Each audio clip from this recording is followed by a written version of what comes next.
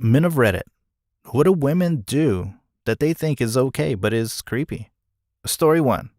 Whenever she starts dating a guy, I have a friend who just lists me off things about the dude like she's listing a resume. Nothing about the personality or sense of humor or what characteristics about them she enjoys. It's a job, career, college, earnings, and house. Finally, I had to tell her it was getting creepy because it sounded like she was getting a checklist to impress people, not find a good person. Story 2. I had a female boss at one job that would try to hug me when she left for the day, and I'd always back up and give her my hand to shake. It's just more professional. She never got the hint, more than mocking me for not wanting to hold my boss close to my chest. Sounds creepy when I phrase it like that, right? Well, that's why I'm going to keep my personal space. Story 3. When I go to a bar for a drink on a Friday night, I usually go with friends. I'll head to the bathroom and sometimes the bar will be crowded, so I'll have to slip through a group of people. Several times I get rubbed or caressed by women, sometimes on the groin, sometimes on the chest or shoulders. It's not wanted, nor am I signaling I want to be touched, just saying excuse me and going past. It bothers me every time. Story 4. I had one like that. She would throw a giant shit fit for hours about wanting to see my email accounts for no reason. Then, after hours of bad behavior, I'd show her and let her look all she wanted to find nothing. This happened multiple times, and I never got an apology. We broke up, and of course, she told me that she was cheating. GL, with that abusive woman. Dude. Story 5. My ex told me that she and all her friends shared D-pics of their boyfriends. I was aware that they talked about them, sex, but showing pics is way over the line. Once I found that out, the well dried up. I would never show my girlfriend's nudes to my male friends, not just because that's wrong, but also, selfishly, I don't want them knowing what's going on. Call me a chauvinist if you want to, but when I'm in a relationship with someone, I consider my junk theirs and their junk mine, at least when it comes to sharing with third parties. Story 6. I went out with a group of guys last weekend. There were 6 of us, and this random girl started hanging around us like a lost puppy and wouldn't leave. She was attractive, but so obviously desperate for attention that none of our group of guys cared to give her any. This girl was looking at everyone, batting her eyes and trying to hug everyone, but the guys were just pawning her off on each other. Not sure if this is pathetic more than creepy, but if a guy did the same thing, he'd be labeled as bizarre. So yeah, she was weird to me. I thought she was a hooker or something trying to sell services or some shit. The way she approached dudes, it's not fucking normal. Story 7. I've had 2 female friends, one former, who did similar things like this. The one I'm still friends with, I remember at one point we'd discuss our sex life. Pretty sure she'd started it, and eventually she got a bit too descriptive. The other one, we had only been friends for maybe a month. During a late night Skype call, she said, "Hey, could you just keep talking and ignore me?" She proceeded to masturbate as I rambled out some bullshit and confusion. Story 8.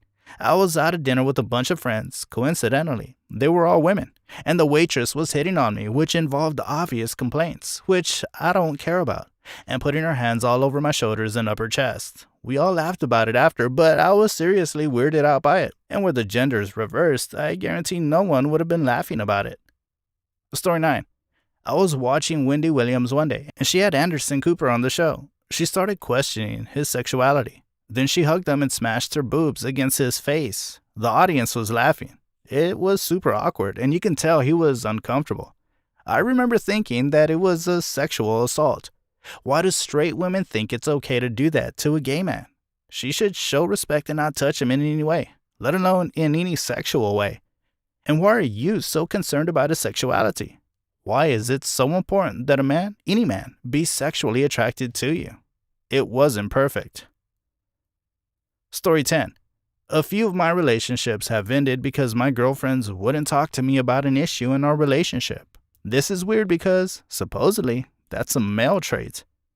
I just don't like confrontation. The alternative is that I'm breaking up with you now because you've avoided talking to me about the issue for a few months when I keep trying to bring it up, so... Story 11. That's the story behind my ex-girlfriend Emmy. We had our issues and I tried to solve them with anything I had available, but she refused to bring in literally anything. At some point, I looked at her in the eyes and said, "You have 1 week. When you can't start talking to me, I'll end this." Her mother hates me for breaking up with her because I refuse to work on the relationships like a real man. Story 12. I'm a straight woman, but I shared an office with a man like this. Whenever she found out some guy was gay, she immediately said shit like this. I just wanted to scream at her that gay people aren't stereotypes.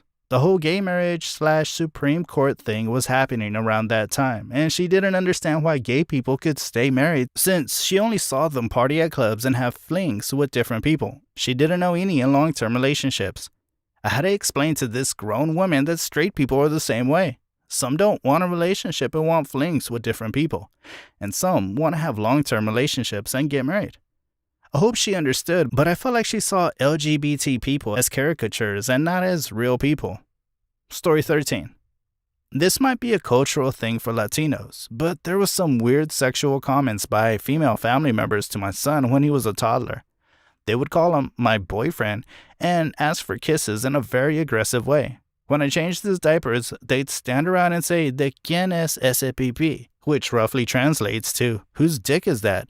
which led me to constantly change his diaper in a private room, even when told that, "You can do it here, it's okay, we're all family." One of my aunts even commented on how his dick has grown since he was a baby. Yeah, his whole body has grown. There's no need to talk about his penis specifically. Please step away from my child. This is all done cutely or innocently, but I always disliked it. Story 14. When we were kids, she would kinda, in a playful way, say, "Where is the pee-pee? Where is the pee-pee?" Chase after all my male cousins and me and pinch us down with 2 fingers like you would hold your thumb between your index and middle finger to prank kids about stealing their noses. Now, she's a grandmother. Does it to her grandchildren too. Maybe not touch anymore, but still the same play. What made it creepier was that she would do it with all family around, and no one objected. Instead, some of them laughed. Story 15. I and my old girlfriend had a bad breakup. I broke up with her because I was tired of the routine. I tried to deal with the standards that she held me to. I wanted to be cut loose, so I cut myself loose. She got a boyfriend quickly after. I just did my own thing. Before the new girl and I started dating, she was doing this. I was blocked on every social media and messaged themselves. I believe she was trying to be passive-aggressive. Story 16. It is touching you is the first step in hitting on you. I've had random girls at concerts walk up and grab my ass without saying a word, wait for a response or poke me somewhere, and wink again without saying anything. It's not enticing, it's just awkward and creepy. I would look a lot worse if I did that, but for some reason, they think it's just playful. Story 17. My parents were married for 23 years. My mom still invites my dad's mother to all the events and frequently talks to her on the phone. At that point, her mother-in-law has become family to her. That being said, I'd be weirded out if a girl I had only dated for a year or two still tried to be friends with my mom.